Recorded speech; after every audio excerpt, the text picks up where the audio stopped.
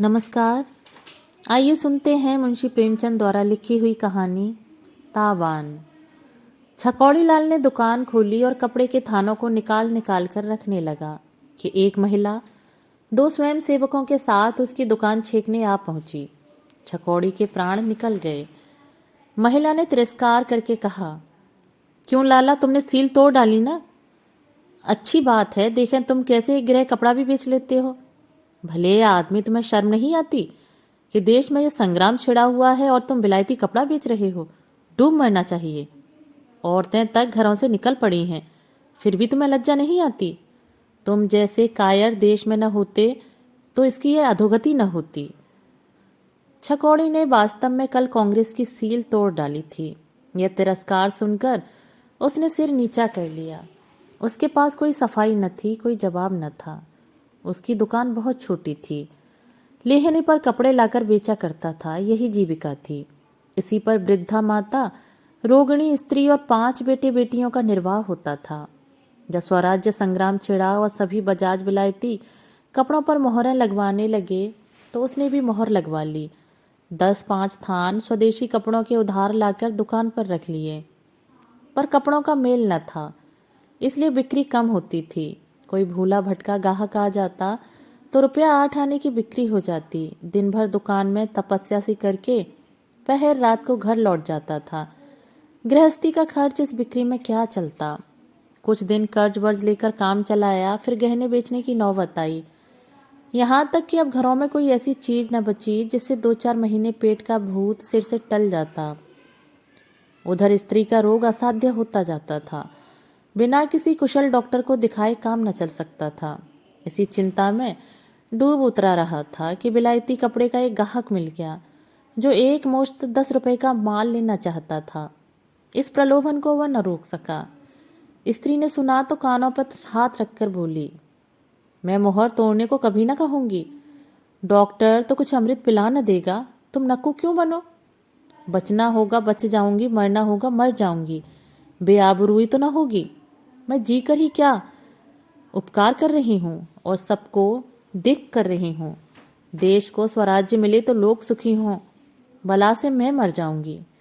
हजारों आदमी जेल जा रहे हैं, कितने घर तबाह हो गए, तो क्या सबसे ज्यादा प्यारी मेरी ही जान है? पर छकौड़ी इतना पक्का न था। अपना बस चलते वह स्त्री को भाग्य के भरोसे न छोड़ सकता था। उसने चुपके से मोहर तोड़ डाली और लागत के दामों 10 रुपए के कपड़े बेच दिए। अब डॉक्टर को कैसे ले जाए? स्त्री से क्या पर्दा रखता? उसने साफ जाकर कह दिया और डॉक्टर को बुलाने चला। स्त्री ने उसका हाथ पकड़कर कहा, मुझे डॉक्टर की जरूरत नहीं। अगर तुमने जिद की तो मैं दवा की तरफ आंख भी ना उठाऊंगी। छकौड़ी और उसकी माँ ने रोगिणी को बहुत समझाया, पर वह डॉक्टर को बुलाने पर राजी न हुई। छकौड़ी ने 10 रुपए उठाकर घर कुइया में फेंक दिए और बिना कुछ खाए पिए किस्मत को रोता झींकता दुकान पर चला आया। उसी वक्त पिकेट करने वाले आ पहुंचे और उसे फटकारना शुरू कर दिया। पड़ोस के दुकानदार ने कांग्रेस कमेटी में जाकर चुगली खाई थी। छकौड़ी ने महिला के लिए अंदर से लोहे की एक टूटी बेरंग कुर्सी निकाली और लपक कर उसके लिए पान लाया। जब वह पान खाकर कुर्सी पर बैठी तो उसने अपने अपराध के लिए क्षमा मांगी। बोला, बहन जी, बेशक मुझसे ये अपराध हुआ है, लेकिन मैंने मजबूर होकर मोहर तोड़ी। अब की मुझे माफी दीजिए, फिर ऐसी खता न होगी। देश सेविका ने थानेदारों के रौब के साथ कहा, यूं अपराध क्षमा नहीं हो सकता, तुम्हें इसका तावान देना पड़ेगा। तुमने कांग्रेस के साथ विश्वासघात किया है और इसका तुम्हें दंड मिलेगा। आज ही बाईकाट कमेटी में यह मामला पेश होगा। छकौड़ी बहुत ही विनीत, बहुत ही सहिष्णु था, लेकिन चिंताग्नि में तपकर उसका हृदय उस दशा में पहुंच गया था जब एक चोट भी चिंगारियां पैदा करती है। तिनक कर बोला, तावान तो मैं न दे सकता हूं, न दूंगा। हाँ, दुकान भले ही बंद कर दूं। और दुकान भी क्यों बंद करूं? अपना माल है, जिस जगह चाहूं बेच सकता हूं। अभी जाकर थाने में लिखा दूं तो बाईकाट कमेटी को भागने की राह न मिले। जितना ही दबता हूं उतना ही आप लोग दबाती हैं। महिला ने सत्याग्रह शक्ति के प्रदर्शन का अवसर पाकर कहा, हाँ जरूर पुलिस में रपट करो। मैं तो चाहती हूं तुम रपट करो। तुम उन लोगों को यह धमकी दे रहे हो जो तुम्हारे लिए अपने प्राणों का बलिदान कर रहे हैं। तुम इतने स्वार्थांध हो कि अपने स्वार्थ के लिए देश का अनहित करते तुम्हें लज्जा नहीं आती? उस पर मुझे पुलिस की धमकी देते हो। बायकाट कमेटी जाए या रहे, पर तुम्हें तावान देना पड़ेगा, अन्यथा दुकान बंद करनी पड़ेगी। यह कहते कहते महिला का चेहरा गर्व से तेजबान हो गया। कई आदमी जमा हो गए और सबके सब छकौड़ी को बुरा भला कहने लगे। छकौड़ी को भी मालूम हो गया कि पुलिस की धमकी देकर उसने बहुत बड़ा अविवेक किया है। लज्जा और अपमान से उसकी गर्दन झुक गई और मुंह जरा सा निकल आया। फिर उसने गर्दन नहीं उठाई। सारा दिन गुजर गया और धूली की बिक्री न हुई। आखिर हार कर उसने दुकान बंद कर दी और घर चला आया। दूसरे दिन प्रातःकाल बायकाट कमेटी ने एक स्वयं सेवक द्वारा उसे सूचना दे दी कि कमेटी ने उसे 101 का दंड दिया है। छकौड़ी इतना जानता था कि कांग्रेस की शक्ति के सामने वह सर्वथा अशक्त है। उसकी जबान से जो धमकी निकल गई उस पर उसे घोर पश्चाताप हुआ, लेकिन तीर कमान से निकल चुका था। दुकान खोलना व्यर्थ था। वह जानता था उसकी धेली की भी बिक्री न होगी। 101 देना उसके बूते से बाहर की बात थी। 2-3 दिन चुपचाप बैठा रहा। एक दिन रात को दुकान खोलकर सारी गांठें घर उठा लाया और चुपके चुपके बेचने लगा। पैसे की चीज धेले में लुटा रहा था, और वह भी उधार। जीने के लिए कुछ आधार तो चाहिए, मगर उसकी यह चाल भी कांग्रेस से छिपी न रही।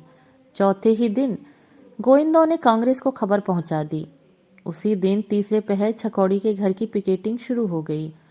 अब की सिर्फ पिकेटिंग शुरू न थी, स्यापा भी था। 5-6 स्वयं सेविकाएं और इतने ही स्वयं सेवक द्वार पर स्यापा करने लगे। छकौड़ी आंगन में सिर झुकाए खड़ा था। कुछ अक्ल काम न करती थी। इस विपत्ति को कैसे टाले? रोगिणी स्त्री साइबान में लेटी हुई थी। वृद्धा माता उसके सिराने बैठी पंखा झल रही थी और बच्चे बाहर स्यापे का आनंद उठा रहे थे। स्त्री ने कहा, इन सबसे पूछते नहीं खाएं क्या? छकौड़ी बोला, किससे पूछूं जब कोई सुने भी? जाकर कांग्रेस वालों से कहो हमारे लिए कुछ इंतजाम कर दें, हम भी कपड़े को जला देंगे। ज्यादा नहीं, 25 रुपये महीना दे दें। वहां भी कोई न सुनेगा। तुम जाओगे भी या यहीं से कानून भगाने लगे? क्या जाऊं, उल्टे और लोग हंसी उड़ाएंगे। यहाँ तो जिसने दुकान खोली उसे दुनिया लखपति ही समझने लगती है। तो खड़े खड़े ये गालियां सुनते रहोगे? तुम्हारे कहने से चला जाऊं, मगर वहां ठिठोली के सिवा और कुछ न होगा। हाँ, मेरे कहने से जाओ। जब कोई न सुनेगा तो हम भी कोई और राह निकालेंगे। छकौड़ी ने मुंह लटकाए कुर्ता पहना और इस तरह कांग्रेस दफ्तर चला जैसे कोई मरणासन्न रोगी को देखने के लिए वैद्य को बुलाने जाता है। कांग्रेस कमेटी के प्रधान ने परिचय के बाद पूछा, तुम्हारे ही ऊपर तो बायकाट कमेटी ने 101 का तावान लगाया है? जी हाँ। तो रुपया कब दोगे? मुझ में तावान देने की सामर्थ्य नहीं है। आपसे मैं सत्य कहता हूँ, मेरे घर में 2 दिन से चूल्हा नहीं जला। घर की जो जमा जथा थी वह सब बेच कर खा गया। अब आपने तावान लगा दिया, दुकान बंद करनी पड़ी। घर पर कुछ माल बेचने लगा, वहाँ स्यापा बैठ गया।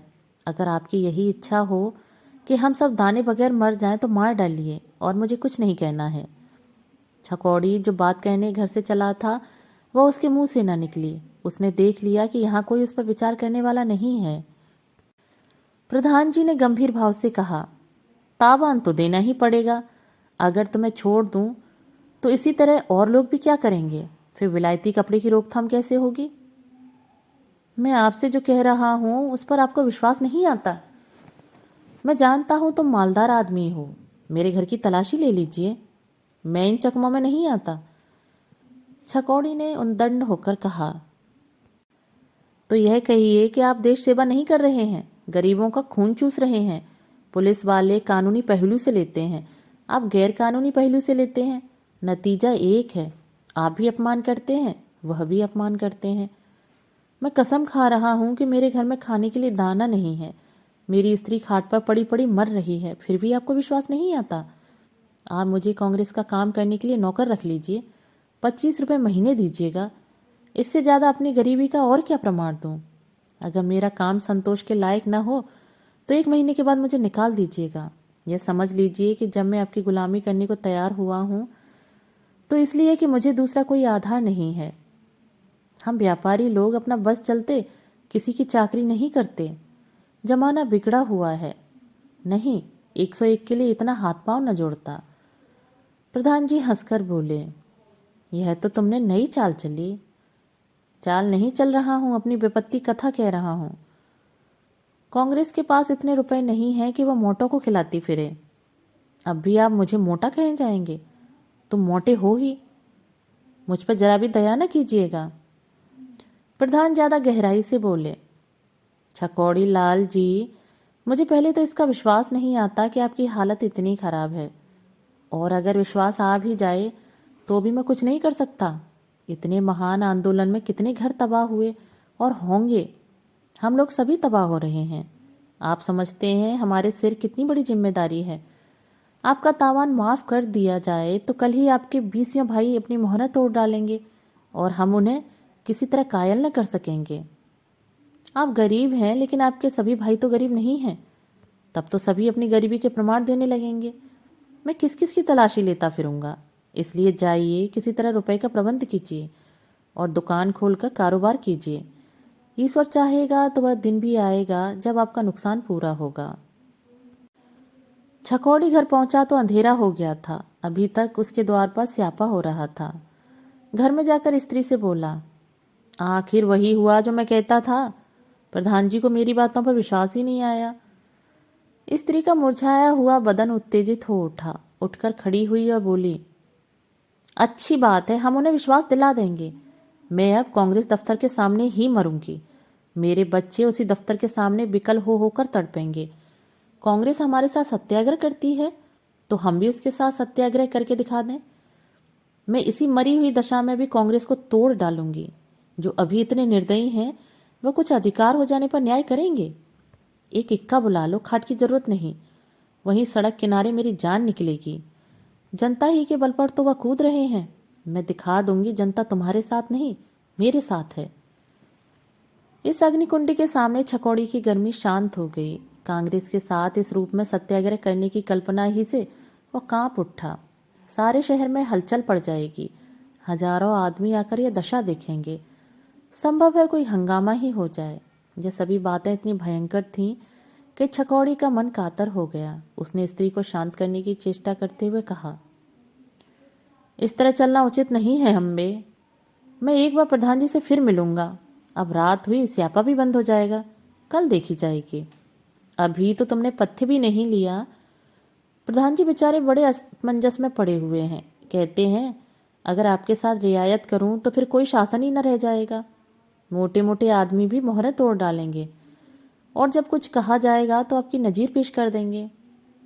अम्मा एक क्षण अनिश्चित दशा में खड़ी छकौड़ी का मुंह देखती रही, फिर धीरे से खाट पर बैठ गई। उसकी उत्तेजना गहरे विचार में लीन हो गई। कांग्रेस की ओर अपनी जिम्मेदारी का ख्याल आ गया। प्रधान जी के कथन में कितना सत्य था ये उससे छिपा न रहा। उसने छकौड़ी से कहा, तुमने आकर यह बात न कही थी। छकौड़ी बोला, उस वक्त मुझे इसकी याद न थी। यह प्रधान जी ने कहा या तुम अपनी तरफ से मिला रहे हो? नहीं, उन्होंने खुद कहा। मैं अपनी तरफ से क्यों मिलाता? बात तो उन्होंने ठीक ही कही। हम तो मिट जाएंगे। हम तो यूं ही मिटे हुए हैं। रुपए कहाँ से आएंगे? भोजन के लिए तो ठिकाना ही नहीं, दंड कहाँ से दें? और कुछ नहीं है, घर तो है, इसे रेहन रख दो। और अब विलायती कपड़े भूलकर भी न बेचना। सड़ जाए कोई परवाह नहीं। तुमने सील तोड़कर ये आफत सिर ली। मेरी दवा दारू की चिंता न करो। ईश्वर की जो इच्छा होगी वही होगा। बाल बच्चे भूखों मरते हैं, मरने दो। देश में करोड़ों आदमी ऐसे हैं जिनकी दशा हमारी दशा से भी खराब है। हम न रहेंगे, देश तो सुखी होगा। छकौड़ी जानता था अम्बा जो कहती है वो करके रहती है। कोई उज्र नहीं सुनती। वह सिर झुकाए अम्बा पर झुंझलाता हुआ घर से निकलकर महाजन के घर की ओर चला। दोस्तों, अभी आप सुन रहे थे मुंशी प्रेमचंद की कहानी तावान। कहानी पसंद आई हो तो चैनल को लाइक, शेयर और सब्सक्राइब जरूर कीजिएगा। मिलते हैं एक और नई कहानी के साथ। धन्यवाद।